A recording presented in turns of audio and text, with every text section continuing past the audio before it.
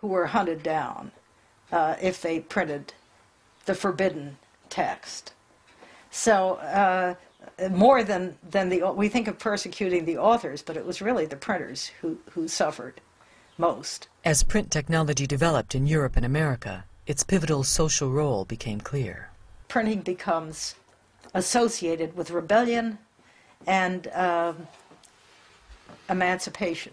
There's the governor of Virginia, Governor Berkeley, who wrote to his overseers in England in the 17th century saying, "Thank God we have no printing in Virginia, and we shall never have it as long as I'm governor." This was a reaction to the English Civil War and the pamphlet wars, and they were called paper bullets in that period. The basic idea of censorship in 18th century France is the concept of privilege or private law.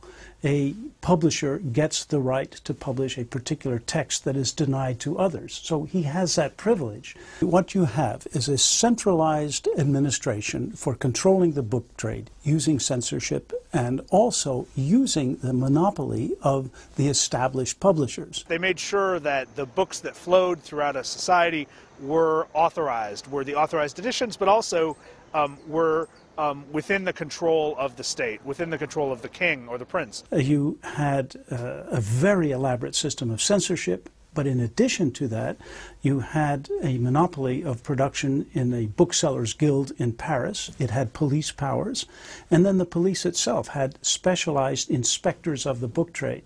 So you put all of that together, and the state was very powerful in its attempt to control the printed word. But not only was this apparatus incapable of preventing the spread of revolutionary thought, its very existence inspired the creation of new, parallel, pirate systems of distribution.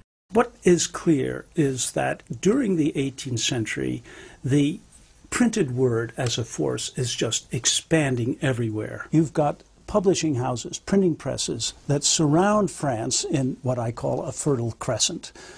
Dozens and dozens of them producing books which are smuggled across the French borders, distributed everywhere in the kingdom by an underground system. I have a case of one Dutch printer who looked at the index of prohibited books and used it for his publication program because he knew these were titles that would sell well. The pirates had agents in Paris and everywhere else who are sending them sheets of new books which they think will sell well. The pirates are systematically doing, I use the word, it's an anachronism, market research. They do it, I've seen it in hundreds and literally thousands of letters. They are sounding the market. They want to know what demand is.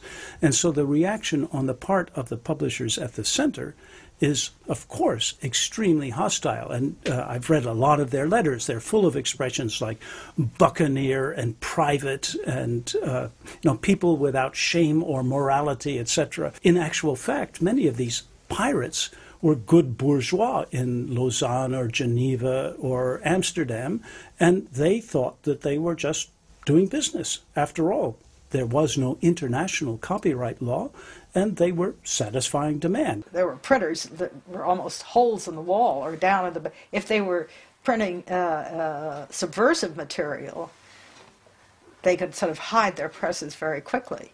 People used to put them on rafts and float down to another town if they were in trouble with the authorities. It was very movable. In effect, you've got two systems at war with one another, and it's the system of production outside France that is crucial for the Enlightenment. Not only did this new media system spread the Enlightenment, but I won't use the word prepared the way for the revolution. It so indicted the old regime that this power, public opinion, became crucial in the collapse of the government in 1787, 1788. In Paris, the Bastille had been a prison for pirates. But in the years before the revolution, the authorities gave up trying to imprison pirates. The flow of ideas and information was too strong to be stemmed.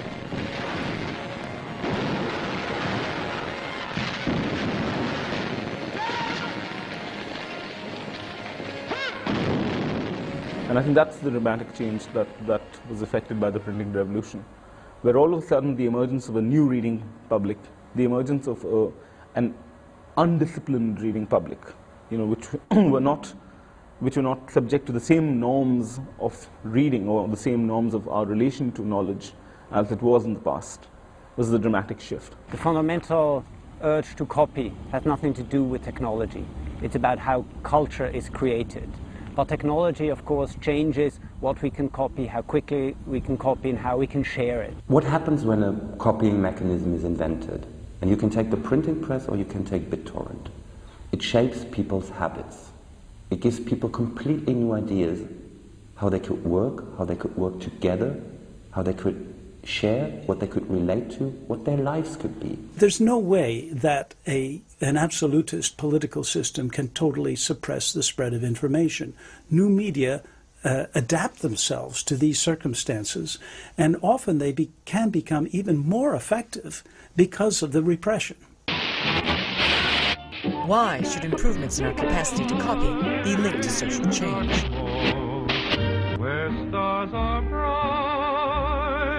Because communicating, so fundamental to what we do in the world, is itself an act of copying. The one technique that brought us to where we are is copying. Sharing is at the heart of, in some senses, existence. Communication, the need to talk to someone, is an act of sharing. The need to listen to someone is an act of sharing. Why do we share culture? Why do we share language? Because we imitate each other. This is how we learn to speak. This is how a baby learns. This is how new things come into society and spread through society. Basically, what keeps us together is that we copy from each other. When the spoken word was our only means of communication, we traveled far and wide to deliver it to others. Later, as we began to communicate in written form, armies of scribes multiplied our ideas. Our urge to communicate is so strong that we have always pushed the tools available to us to the limit, then gone beyond them, creating new technologies that reproduce our ideas on previously unimaginable scales.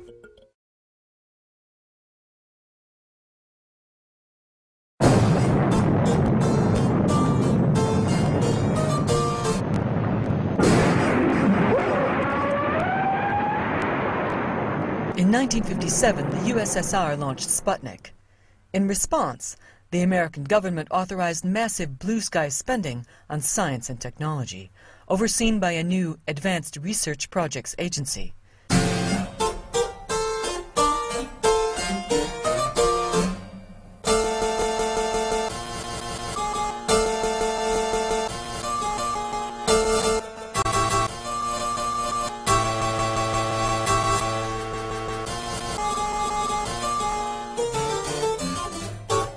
It was ARPA, developing the ideas of visionary computer scientist Joseph Licklider, that came up with the concept of networking computers. It's been hard to share information for years.